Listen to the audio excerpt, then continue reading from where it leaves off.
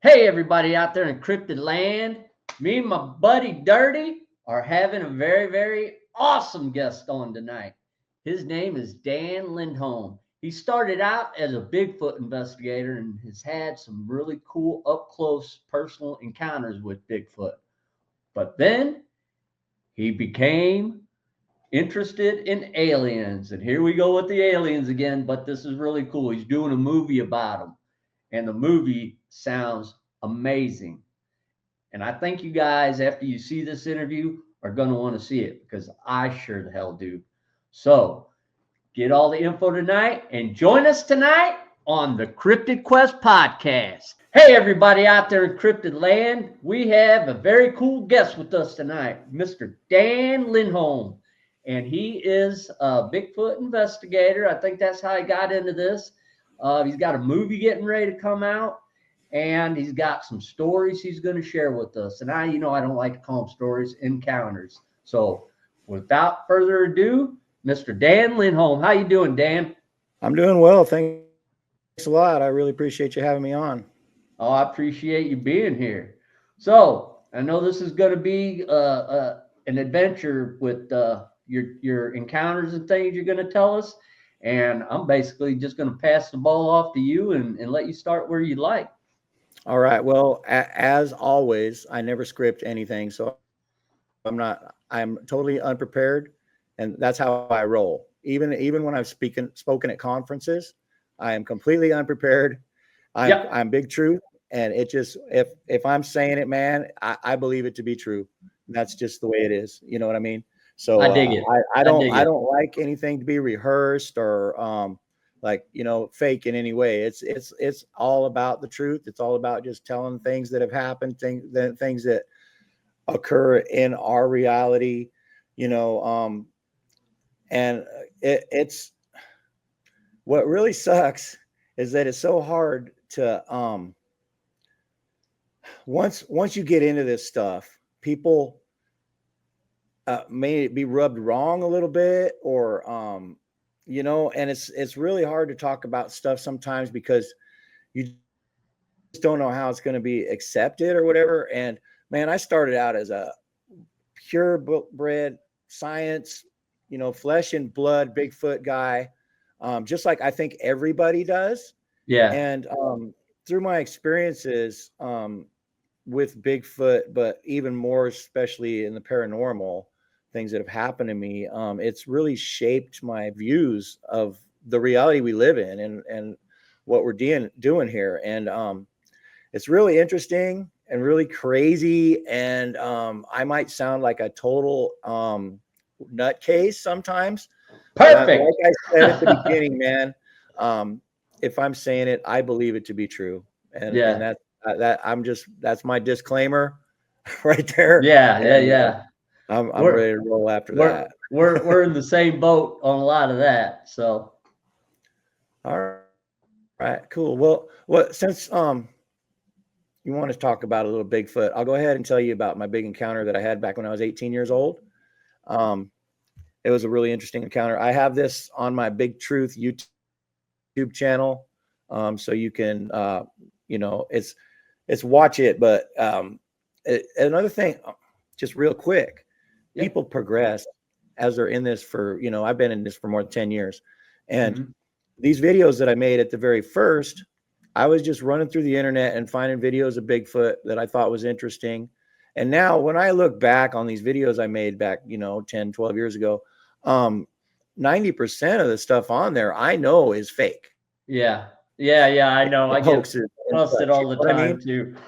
So I don't want anybody to be looking at my thing and then thinking that I'm like saying that all this stuff is true, because I know it's not, and I've even posted videos, my investigation videos. And another thing about telling the truth is if you screw up, you got to leave it there. Yeah. You show the progression of your study, your research. You know what I mean? Yeah. When I first started out, I was taking pictures of what I thought was stick structures that probably really wasn't. And I'm not saying they're not true, because I've found stick structures that basically prove that Bigfoot's doing them and nothing else can do them. So I am a big believer in stick structures, but I'm just making a point that when you start out in this thing, everything's wide open and you don't really understand a lot, and you just dive in head first. And a big mistake people make is to like jump on the internet and what other people think. I think the biggest thing is to find out for yourself what to think. If you're out there just trying to look, if you're a researcher, and I'm not cutting down people that are just armchair researchers, because that's kind of where I started. You know, besides I had an encounter when I was young, but you know, I didn't do any actual in the field research until after I'd been an armchair researcher for a while. And I started my Big Truth YouTube channel telling my stories from my youth. And I got hooked up with a guy named Ed Brown. And we did a bunch of interviews with a lot of famous folks in the community, you know, Bob Gimlin, you know, and on and Very on. cool. And Yeah. so that's on my Big Truth YouTube channel. There's lots of really good interviews, you know, Ken Gerhardt, you know, Heck yeah. Blackburn. We got all kinds of people on there, really good researchers with really good points of view, you know, and that was a really cool thing that we did. It's been years since we've been doing those, but that's a really cool thing we did. And then I got into the research, and I got an investigations tab on there where you can go out in the field with me and find some things. I've actually got one video that's possible Sasquatch and Dogman captures. And now most of these I didn't see, but people, you know, saw my videos and said, check this out, you know, and then I really dug in and looked. And I've got some pretty compelling evidence. I've got pictures from way back when I first started where the same objects move. Yeah. They change position in you know, series of pictures. And I've got some pretty good stuff. And you got to watch it in 1080p. It was rendered in 1080p.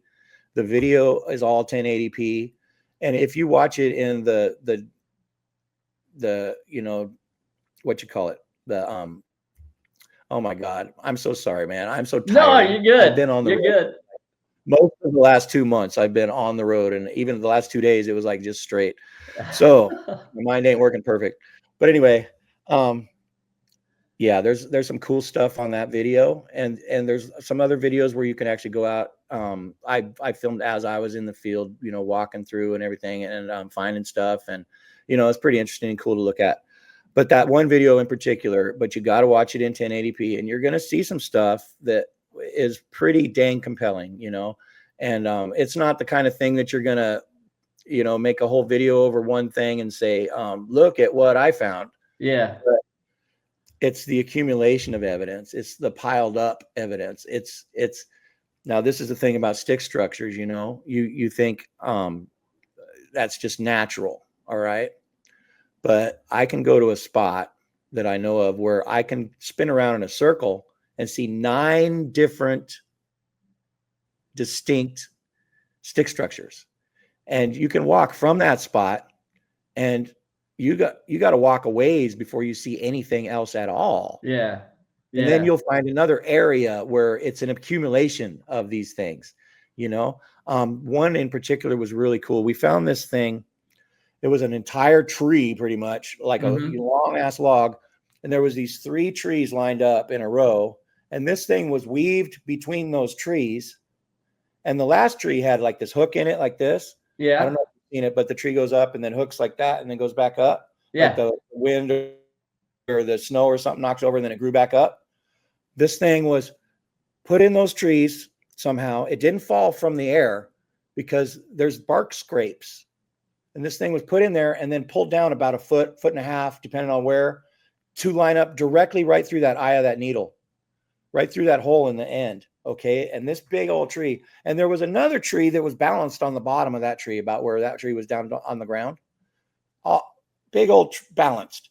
So we find this, and it's really interesting. We take some video and everything. We go back the following year, and it's right at that time of the year where the pine trees are releasing their pollen. And it gets on everything. It's like this yellow dust.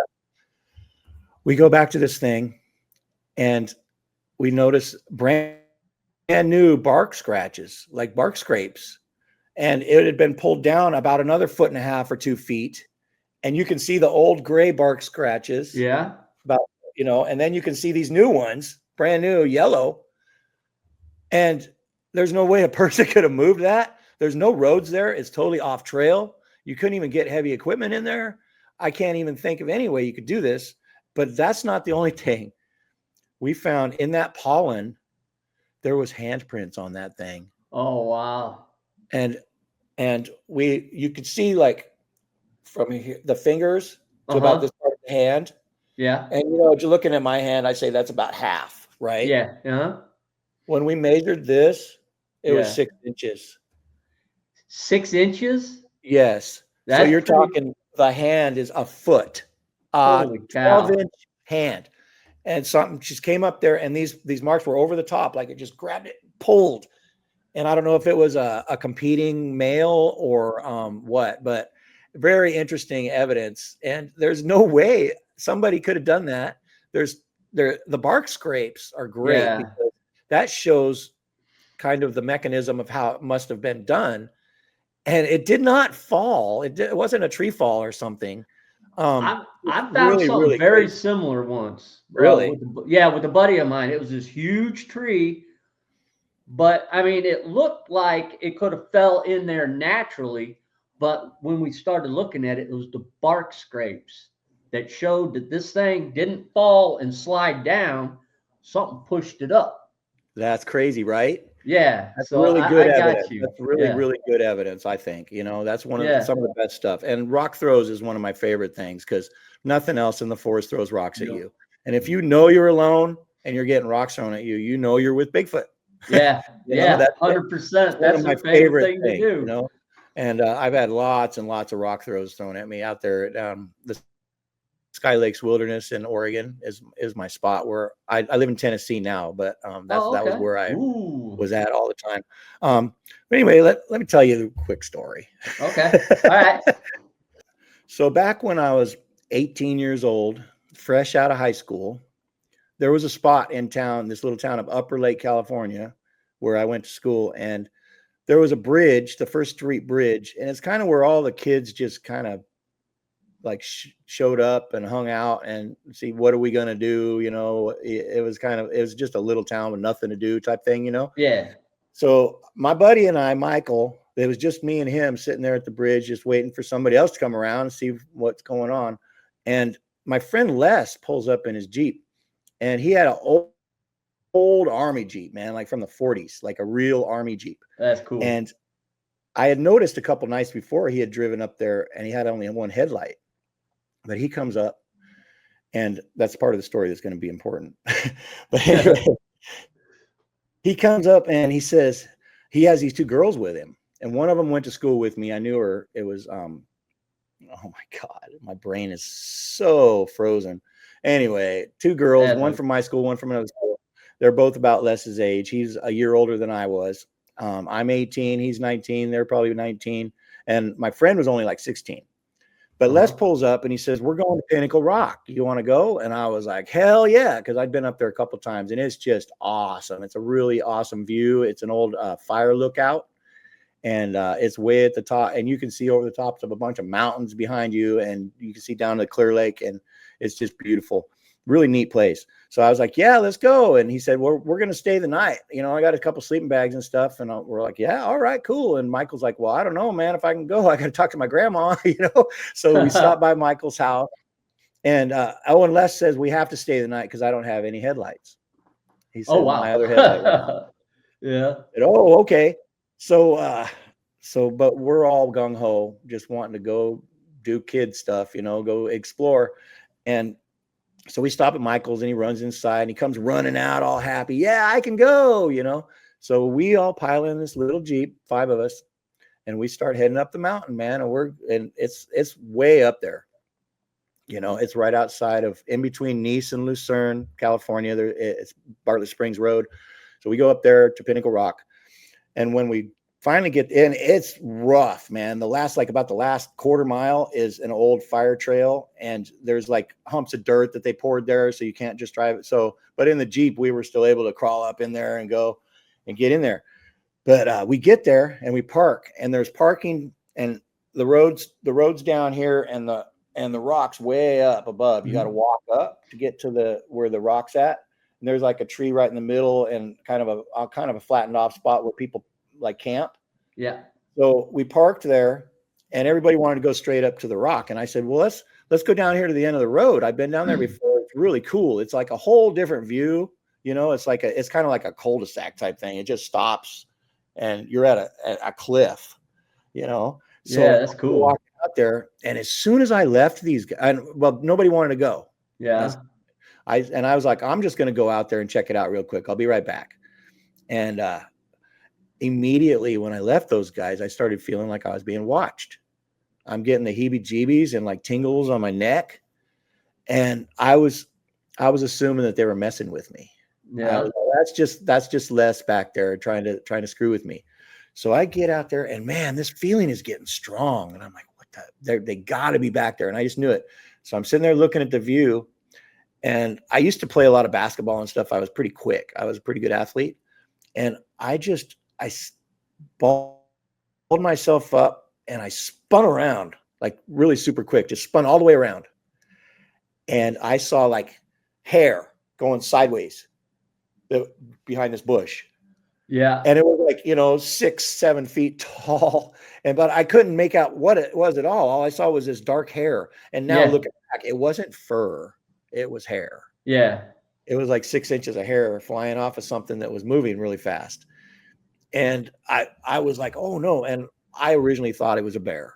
I mean, I'm 18 years old. I don't have no experience with Bigfoot except for watching In Search Of, and so I'm thinking this is a bear. And I'm walking, and I walk back, and I didn't waste any time. I got the hell out of there right then and there.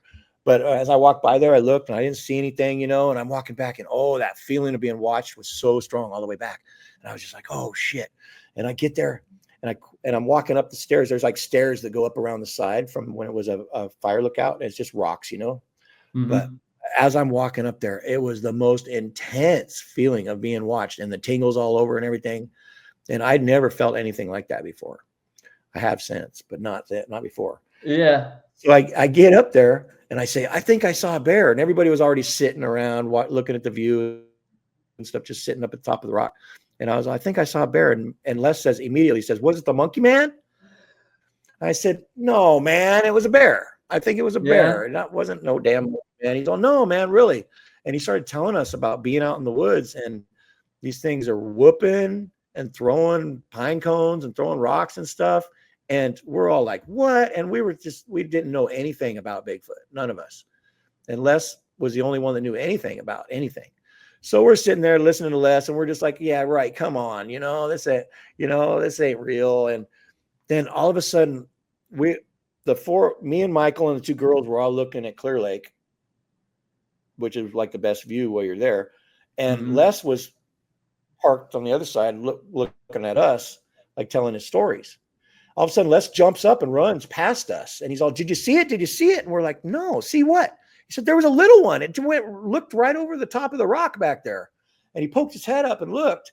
And then he said it ducked back down when he came running. And he went to the back, and he saw this thing scurry down the side of this cliff and down around the cliff. And I'm talking, this is sheer, straight up and down, like, 100 feet or something, like a big cliff. And he said it was just flew right around the corner and we're like, no way, man, come on. And he's all, no, I swear to God. And we're like, no, man, come on. Quit telling your stories, And then we were just thinking he's just like BSing us. And so we go down, and it's starting to get a little bit dark. It was like probably 4 when we hooked up. And then by the time we got up there, it's already like 6-7 o'clock, and we could see the lights leaving a little bit. Maybe it was already like 8, it's August. So sun's probably up for a while. But anyway, we decided we better start a fire. So we go down below the rock and we collect up a bunch of wood, maybe 10 minutes. We all went separate ways and brought wood. And we had these piles of like 8-10 foot long sticks and stuff that we were going to burn. We didn't cut firewood or nothing like that. But anyway, we're trying to start this fire. And Les, he has like 4 matches. No lighters. This is 1986. Nobody was carrying lighters around, or 4 matches and just a little bit of like garbage out of the Jeep to try to use for fuel. To get it going. And Me and him are down there trying to get this thing going, and he lights the first match and it goes right out. It's like, oh no. Yeah. He lights the second match, and we got this little tiny fire. It started on the paper, you know, and then it went out. And we're just like, oh no. And right about then, we hear this thud, and look, and this freaking rock that was probably 45 pounds, big piece of granite, egg-shaped piece, landed about 10 feet from us, and it rolled right at our feet. And I was like, that must have fallen off the rock. And Les is like, no, it couldn't have fallen off the rock. The rock's way up there. You know, if it fell off the rock, it would have landed right by the rock. It wouldn't be down here. And one interesting thing I forgot to tell you, before we got the wood, and after that thing, after he saw this little thing, we heard this noise down the mountain in the back. And it was that little guy taking off, going down away from us. And I assume. But then Les grabs a rock and throws it. And you could hear it way down the mountain, you know, going down. And we got he got another big rock and he threw it. And this thing went all the way down the mountain, man, like a couple thousand feet, just all the way down this mountain. And you could hear it. It's like shale making a bunch of noise. Yeah. And he throws another rock and it goes down and it hits a tree. And it's just like goes down about halfway and just blam. And we're like, whoa. And the little thing only didn't go all the way down and it didn't hit a tree. But all of our rocks either went all the way to the bottom or they hit a tree. And he threw about 6 or 8 rocks. And then we got bored of that. And that's about when we got the fire thing going. But anyway, the big rock was a response to us throwing rocks. Oh, yeah. So, and he's convinced it's the monkey man. And we're still going, come on, man. You know, I don't know what the hell happened, but it's probably not Bigfoot, you know? Yeah. And so we start sitting around. We got this. We finally did get the fire started. Third match out of 4. We finally did get that fire started. And we start sitting around this fire. And all of a sudden, Les goes, quit throwing rocks. And we're just like, what? What are you talking about? He's all, I swear, I just got hit by a rock, just a little rock. And we're like, whatever, you know. And then we all see this rock land right by the fire and roll, you know. And we're like, whoa, what? And then he gets hit with another rock. And he goes, God dang it, I told you to quit throwing effing rocks, you know. And then all of a sudden, my friend Michael, we were still saying, Les, quit it. You know, we thought he would pull our leg. And my friend Michael, all of a sudden, he goes, oh shit, I just got hit by a rock. And we all, me and the girls, we were just like, you know, oh no, what's going on? You know? Yeah. And Michael goes and picks up a rock and throws it back, like the direction they were coming from. And here comes another rock. And then Michael throws another rock. And here comes another rock. And then Les gets up and goes over by Michael. And they both start throwing rocks into these bushes. And rocks keep coming back at them. And they're like, what the heck? And then all of a sudden they go, did you see it? Did you see it? And they said, I saw one. It looked like about a 12-year-old boy. Yeah. Throwing, you know, Bigfoot, but a 12-year-old boy throwing rocks. And they kept doing it and they kept throwing it. And man, the girls were terrified. Totally. And I was just trying to keep them. I didn't get up and start joining throwing rocks. I was just trying to keep them calm, tell them it's going to be all right. Everything's fine, you know. And I'm telling Les, let's go. Oh man, let's go. And he's like, you can't, because it was already getting dark. I have no headlights. And I was like, I will walk in front of the Jeep and just tell you where to go. You know, let's go. And he's like, no, man, we can't do it. So we're like stuck there and they're having a rock fight. And all of a sudden, Michael turns and runs like sideways and backwards at the same time. He goes, twins. And Les saw him too. And that 12-year-old boy or whatever, they saw another one on the other side of these bushes and they were both throwing rocks at the same time. Oh, wow. That is actually the first time I've ever heard a story. And I've heard thousands of stories. I've never heard of twins before. Me either. But these guys, I didn't see them, but they saw them. And it was crazy. And then they kept throwing rocks. And I swear, I don't know how long it went on, but it felt like hours. You know, it felt like I actually have like PTSD from that night. I really do. It's like akin to being in a damn trench in a war, and you know you can't run away, or you're dead.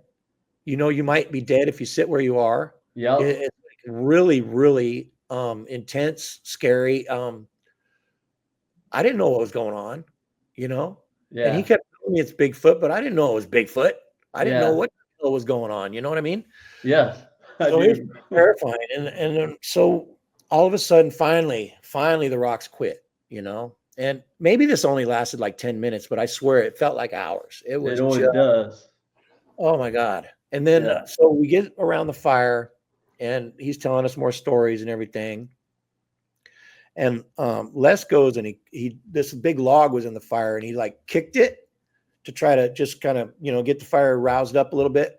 And I'm sure you've all been around campfires. When you disturb it, just like sometimes it'll just blaze up and sparks Yeah. fly in, and the you know, flames fly up. And that's what happened. And right then, me and this girl, her name's Susan. Me and this girl both saw this freaking 8 foot tall, at least 4 foot wide Bigfoot standing by this tree watching us, only like 30 feet away, right there. Oh. And when the light came up, we both saw it, and she's all, "Oh my God." And I said, "I saw it too," or "I see it too."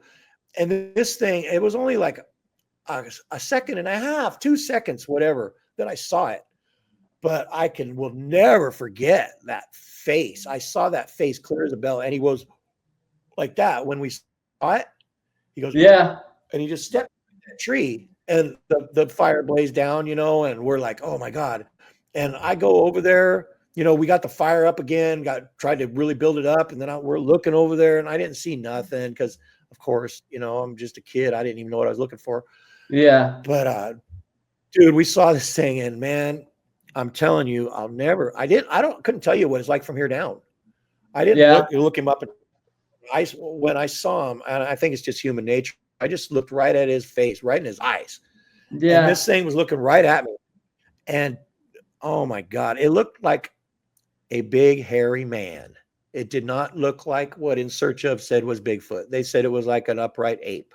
And that's what I thought Bigfoot was. And then this looked like, I didn't know what I had seen for Mm-hmm. years. Literally, Yeah. I didn't know for Yeah. sure that was Bigfoot. It was a big, hairy man, and Wow. Neanderthal looking dude, you know, real thick, like everybody describes, real thick brow, you know, wide nose, wide mouth. And one thing was interesting was his teeth. He didn't look like he had the best teeth when he did that. When he, you know, and I could see inside his mouth. And I don't know if it was other rows of teeth or if it was decay or what, but he did not have just a white, shiny smile. You know what I Yeah. mean? His Yeah. teeth were kind of messed up. And one thing that's really interesting with mine that other people haven't described was it looked like he had pointies on the sides, but I assume it was like a bad hair day, and his hair was like caught on his ears and pointed back up. Something I Yeah. don't think it was a dog man. I really don't. A lot of people have suggested that it was a Bigfoot. It Yeah. was a big hairy man. You know what I mean? Yeah. Well, dog man's usually going to have a snout. You're Right, describing a right. man's But face. every time you describe something pointing on the sides, you know, people think it's Yeah. Well, but that was another that's where mine interesting, went for a second. yeah, but, you know, that's another interesting thing about mine that I hadn't heard in others was that Yeah. pointy hair or whatever on the sides. But, dude, it was so big, so freaking big and muscular, you know, just like built, Yeah. really built, and no neck, you know, and Um, yeah, I mean, just what you think, what people always describe is pretty much what it was, you know, but it didn't look Wow. like an ape at all. It looked like a person. It looked like a big, huge, hairy person. And I thought somehow some 8 foot dude is out there living in the woods or something. You know, I didn't know what to think. And Yeah. it was only like maybe a month later, and I saw Les at this party, a house party, and he was in this room talking to all these guys and telling them all about our experience. And Yeah. he said, "Oh, there's Dan. Come here, Dan. Tell him about the Bigfoot." And I said, "Oh yeah, yeah." And I just turned around and walked out. Oh, yeah. It was like, for me, it wasn't one of those things I wanted to tell everybody about. And I Yeah. really didn't tell anybody for like 25, 30 years, you know? Yeah. And until I got on the Facebook community and I saw that other people had experiences with Bigfoot that looked like people. And then it like ding, ding, ding. I really did see a Bigfoot, you know? And I mean, it took that long for me. And then there was the Melba Ketchum thing coming out, and there was a lot of news Yep. about that. And I figured it's gonna be discovered. They're gonna name this thing. It's gonna be discovered. I said, if I'm gonna ever tell my stories, I might as well tell them right now. Yeah. You know. So Yeah. that's what I did. That's when I started my Big Truth channel, and I started with my own stories. Northern California Sasquatch Stories is the tab, and it's also the book that I wrote from those stories. It's available on Amazon and Kindle, and so I started that, and that's how that started. But And what's the name? What's the name of your book before we get that too is far? Northern California Sasquatch Stories, Okay. Okay. and by Dan Lindholm. All right. And I've also got another book.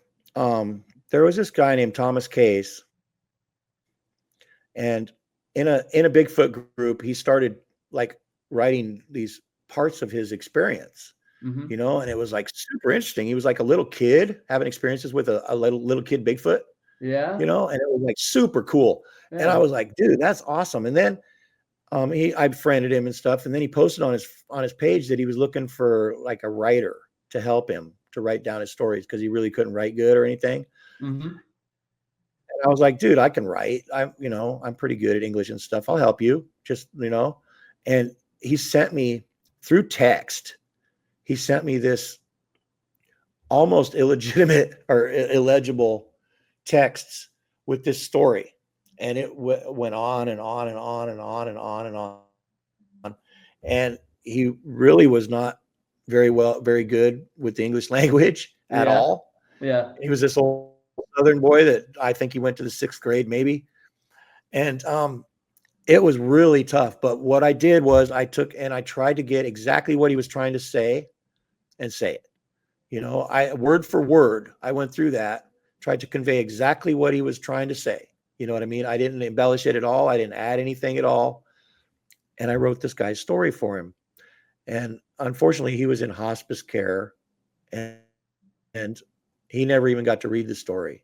It was Oh. like right before that, I had talked to his sister through his text, and she said that she was going to send me the rest of the story through Yeah. text or whatever. But then I finished the part I'd done, and I put it on his page, and I never got any response or anything. I mean, the dude, he died. Oh. So that was really sad. But this was like his final wish, was to tell these stories and get it out. And he didn't care what anybody thought anymore. And And these were legit stories that happened to him. right. And he swore to God. He said, this is for real. And I Oh. don't care if anybody believes it, but it's time for me to tell these stories. Yeah. You know And he's telling the truth then. really, really, it's one of my proudest accomplishments, really, to give this guy his final wish and get this book made for him. And it's called The Wild Boy of Kentucky. And it's also available Amazon Kindle.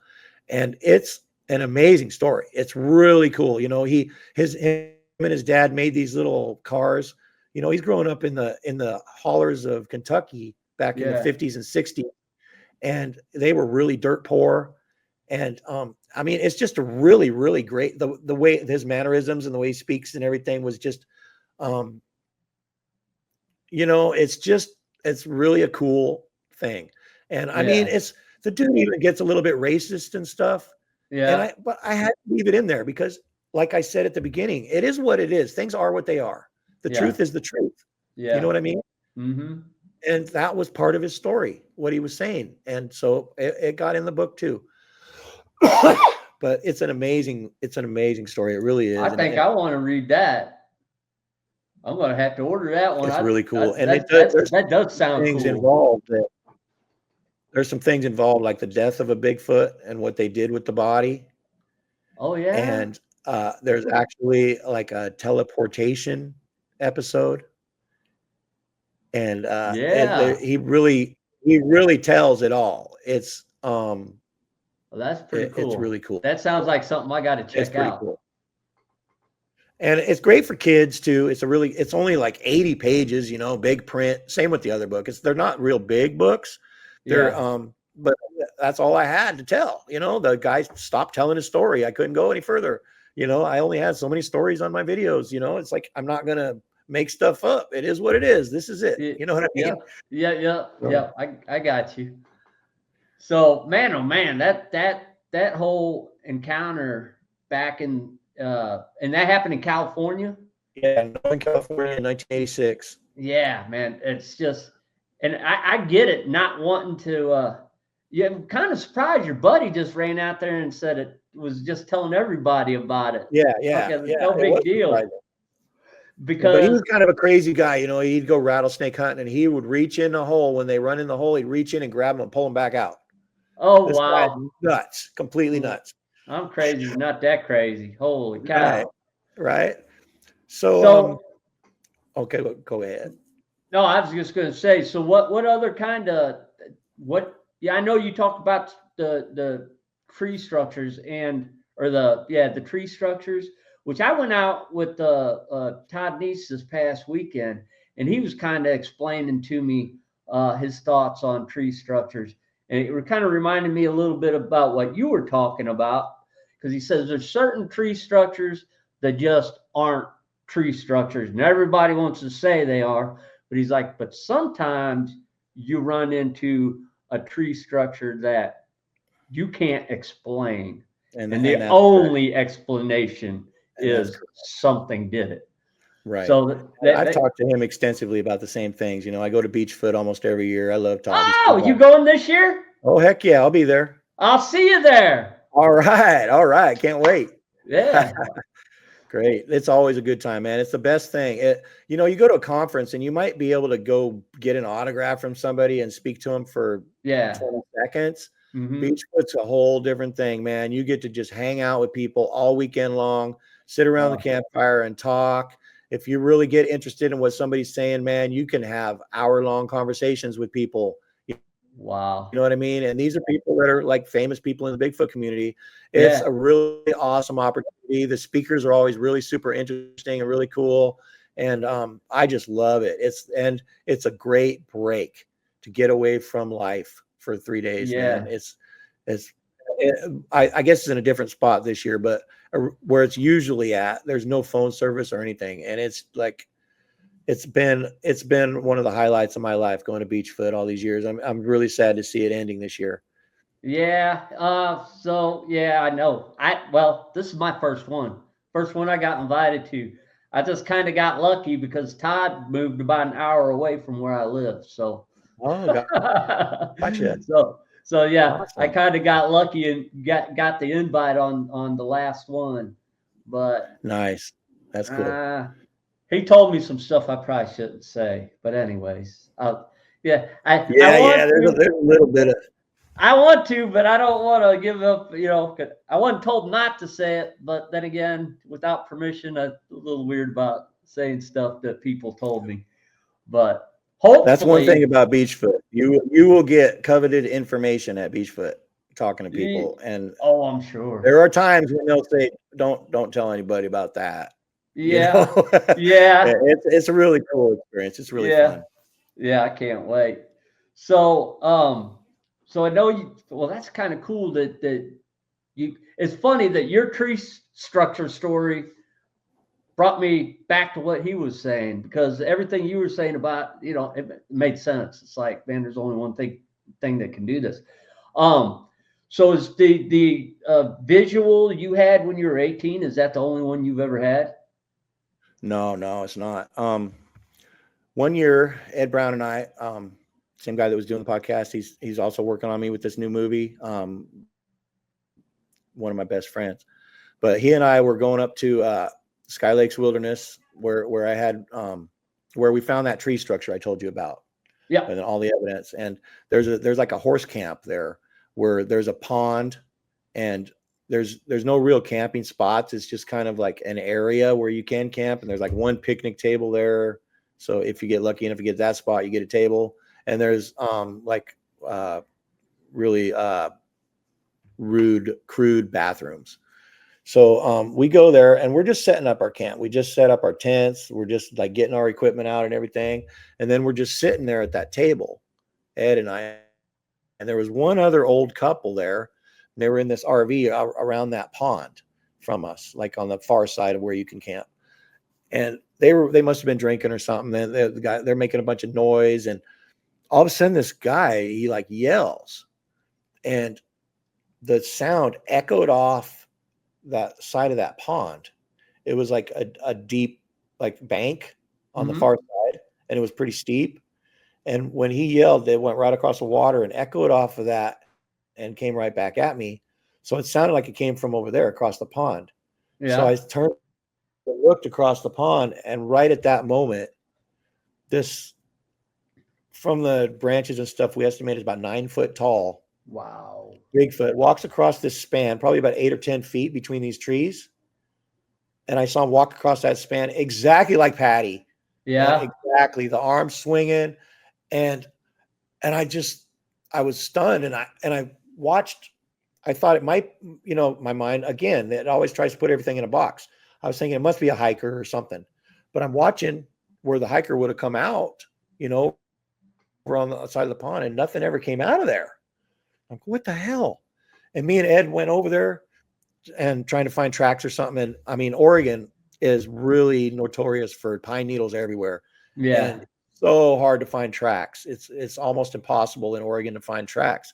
So there was no way to find any tracks. It was all pine needles. And but we did see like disturbances in the pine needles and stuff. And it's like, this is where it was. It was the head was by this branch right here, and we did a little video and everything described it. And then just out of curiosity or whatever, we were already on that side of the pond. We just walked down the mountain and went exploring a little bit. And we went down there and we started coming back. And when we were walking back up the hill, Ed saw something. And he said, oddly enough, it will look like it could have been like an upright bear, because he only saw it from here back. Yeah. There was a tree. It was walking when we first saw it, and there was a tree, and then it disappeared behind this tree. But he saw a hunched back, like kind of a bear, Uh-huh. But he saw this hunched back, and this thing walked behind this tree. And then again, we're watching where it would have went. We walk right up there. If it was a bear or something, we would have seen it or something. You Yeah. know what I mean? Yeah. It wasn't that thick, a forest, but you know what I mean? There's trees, but it wasn't super thick. There wasn't a bunch of underbrush or anything. So there's no way that a bear could have just got away right there. But this thing just disappeared, man, after he saw it. And, and again, it is what it is. What he said was what he said. I'm not going to hide the fact that he said it looked like a bear just because I want it to be a Yeah. Bigfoot, but Yeah. it Yeah. was probably a Bigfoot. You know what Yeah. I mean? Yeah. Yeah. I got you. Yeah. Yeah. I've had that happen too when I've been out and it was at that point in time, it was a bear, but I saw it and I wasn't sure what it was, but I'm like, I saw this. I'm not saying it was a Bigfoot, but I don't know. And then the next day, somebody's trail cam caught a bear, and I'm like, that's what I saw then, because it happened so fast at that point in time, because it come running across the field and then past me, and I'm like that. It was like a glimpse, and I'm like, I don't know what it was. And we don't have a whole lot of bears around here. That's why it kind of, threw me off. But so I know we're Yeah. starting to get down towards the bottom of the hour. Do you want to talk about get people excited about your movie, about what it's about, or anything like that? Okay. Yeah. We've been working on this movie. This is ongoing investigation that's 5 years old already. And we've worked on this movie for the last 2 years plus and telling this story. All right. This started out with cattle mutilations and has become Okay. everything. Yeah. Okay. Now, my buddy Greg Feynman, I went to school with this guy. I've known him since like the fourth grade. He was one of my friends. We went to birthday parties together when we were little tiny kids and everything, I went to school with this guy and we've been in contact. And it's a weird thing because he was never my best friend. We were always just buddies. But he's Mhm. like the only one out of everybody I went to school with that has always kept contact all these years, And he was a cop. He was a paramedic first, and then he was a cop. He was in the sheriff's department. He was a cop, and he was on some cattle mutilations as a police officer. And they really didn't want that much information. They wanted you to go document it and then forget about it. And Yeah. that was it. That was what they were instructed. And he wanted more. He wanted to, it really interested him, and he decided. So he got rheumatoid arthritis, and he had to retire from the force, like within weeks after he got diagnosed. It was really bad, really fast onset. So he had to retire, and he decided to look into these cattle mutilations. And so he started getting all the equipment he needed for any kind of paranormal investigation, just so that he would have anything that he could possibly need, And he started building this team, and he's trying to get me to go out there and help him. And I'm in Oregon, he's in Colorado, and I'm like, I just can't be on your team. It doesn't. I got this stuff going on here. I got my Bigfoot stuff, I got my YouTube channel. I got, it's like I got my own team stuff going on. I can't be a member of your team.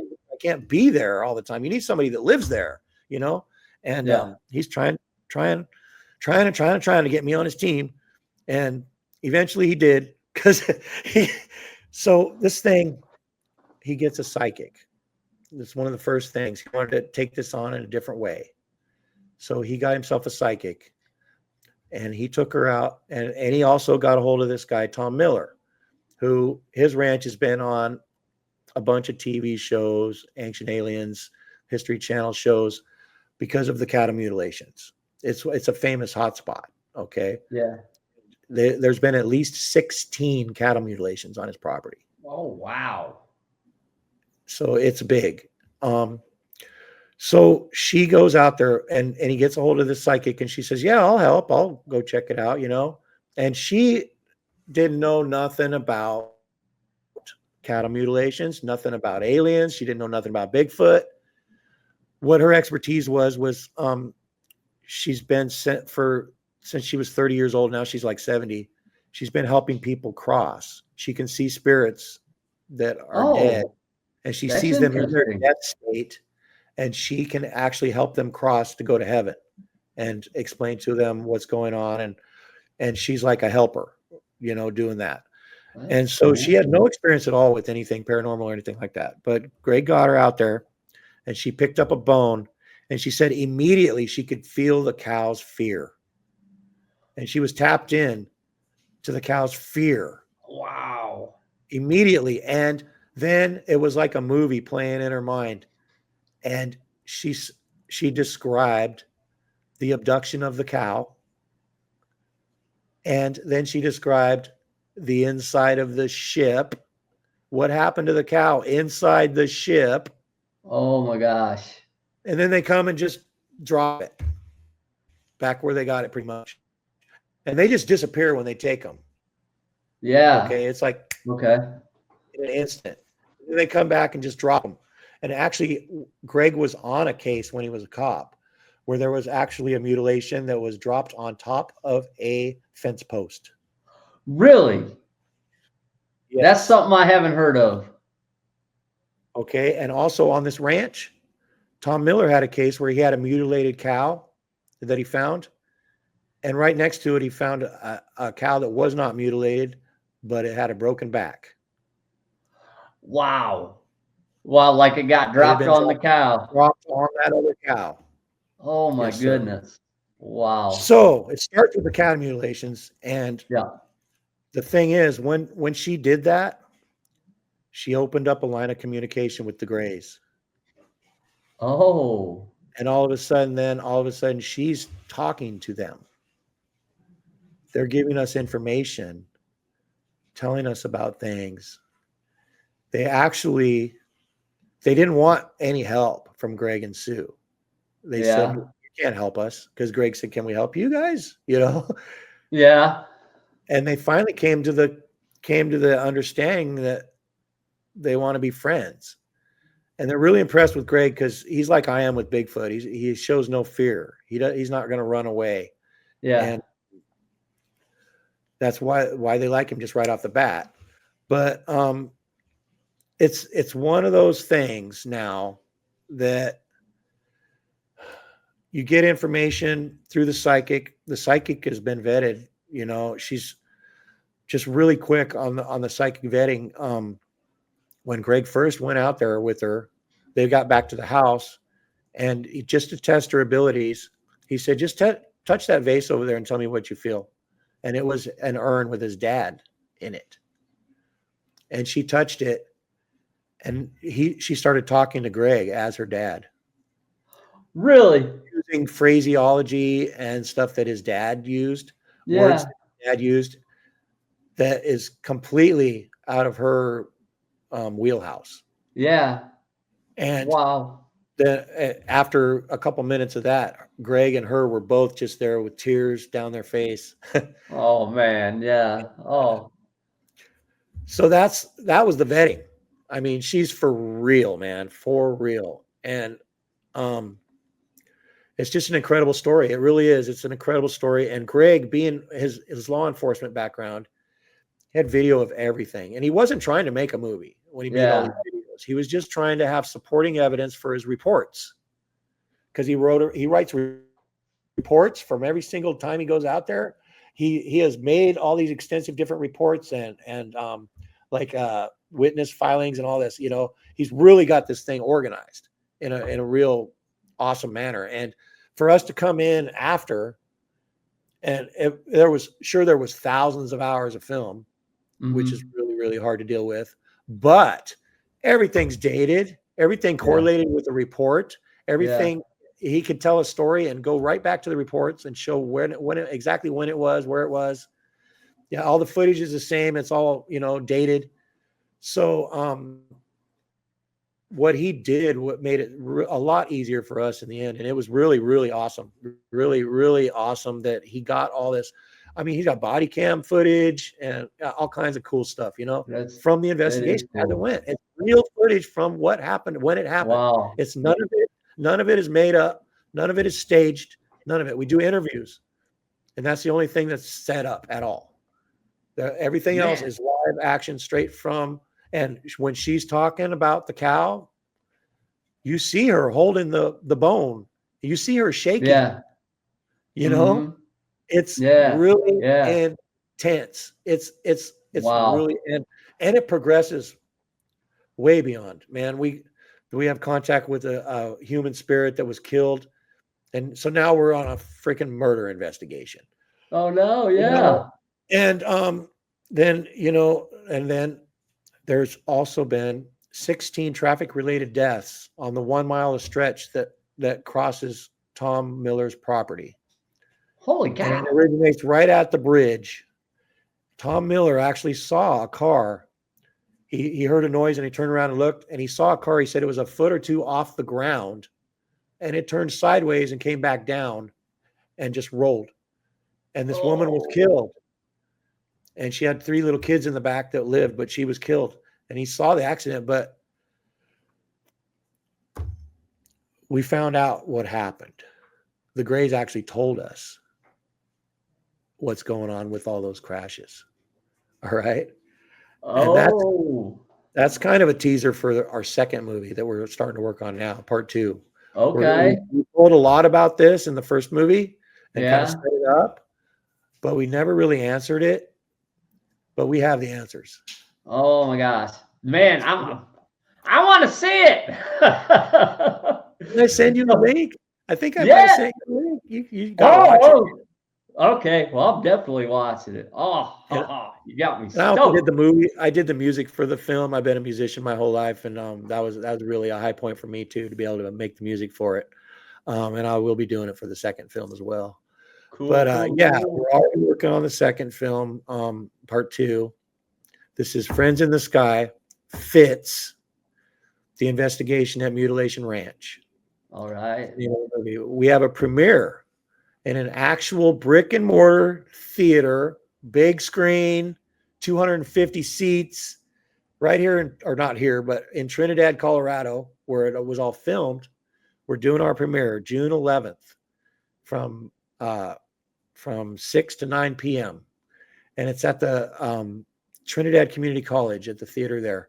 And I have the name of the theater. Maybe I'll send it to you, so maybe you can put it in the credits or whatever. But Yeah, yeah, yeah. tickets are half price for students and half price for any service personnel, police, fire, right down to nurses. Anybody that helps people, half price. Oh, very Basically, we just cool. want to fill seats, man. We want people to see Yeah. this. And the people that have seen it, we've gotten really good reviews on it so far.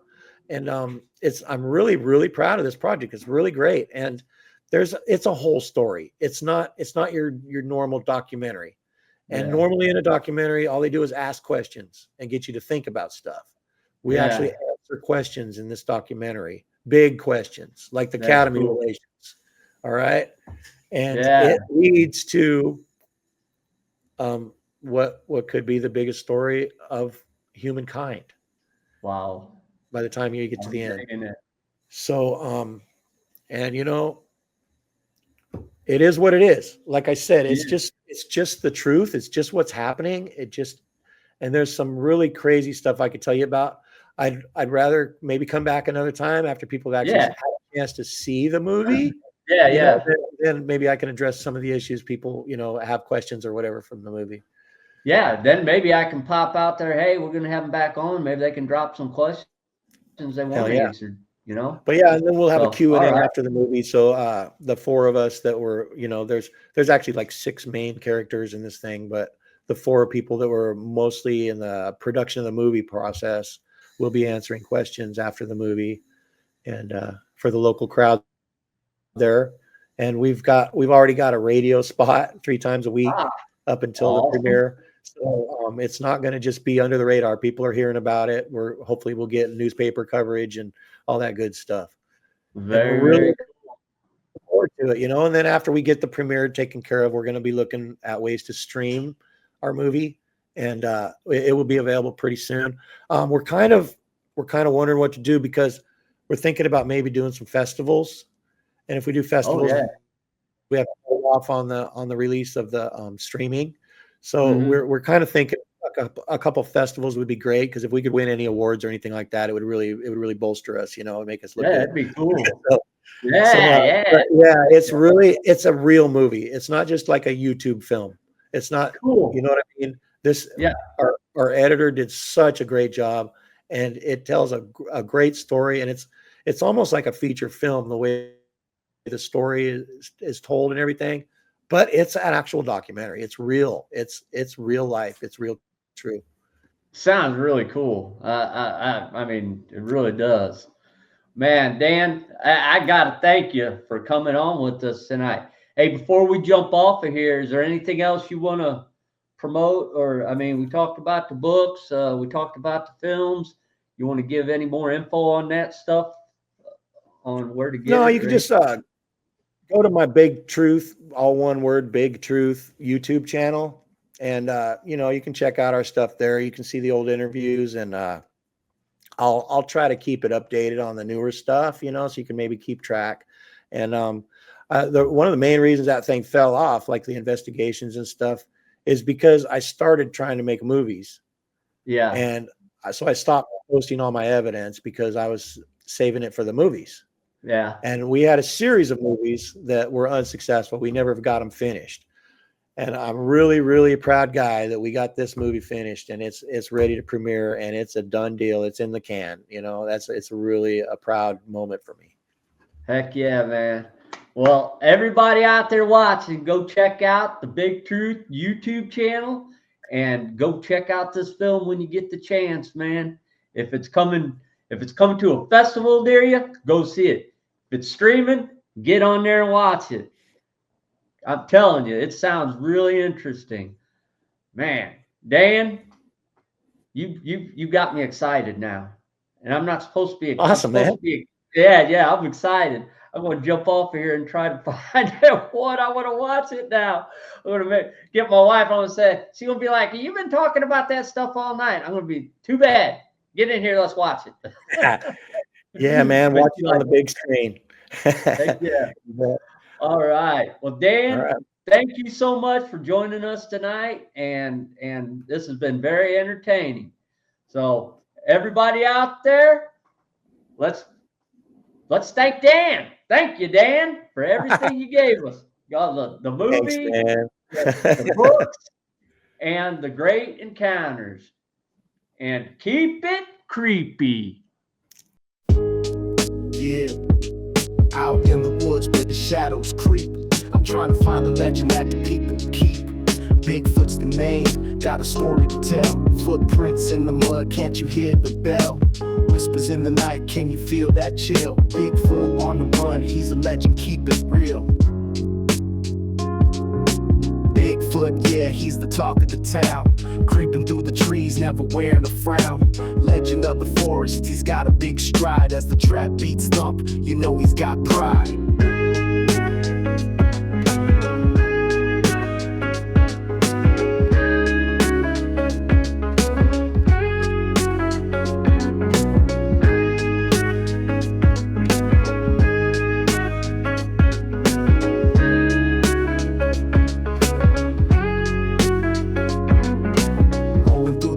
Like I'm on a quest, searching for the homie, you know he's the best. Got my camera ready, heightened senses on blast. Snap a shot of Sasquatch, legend unsurpassed. Eyes in the dark, you can't catch what you can't see. King of the woods, living wild and free. Bigfoot, yeah, he's the talk of the town. Creeping through the trees, never wearing a frown. Legend of the forest, he's got a big stride. As the trap beats thump, you know he's got pride.